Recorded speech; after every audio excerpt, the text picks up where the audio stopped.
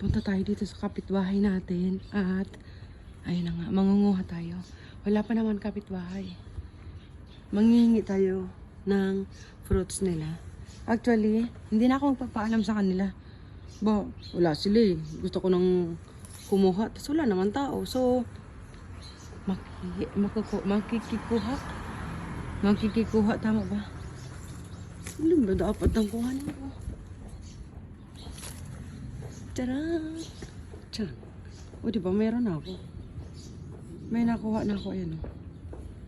O diba, isa pa. Parang nalungkot naman pag isa lang kinuha ko. Yung nandun sa taas kasi, masyado siyang mataas. Hindi ko siya abot. Ito lang abot ko. Ayun o. Ang lalaki. Alin pa ba ang kailangan kong kuhanin? Correct. Hindi pa masyadong hinog. Hinog na ba to? Pero madilaw na. Okay na yan. Ay! Nakuha. Parang nabubulok na siya. Bulok ba to? Ay, oo.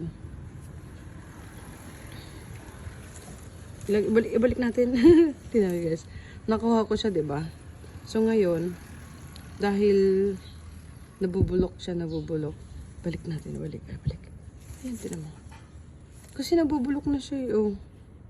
Ayoko nito. Kaya, gagawin natin, ibabalik natin. Tapos, iwanan natin dyan. Opa, iwanan ko na lang dyan.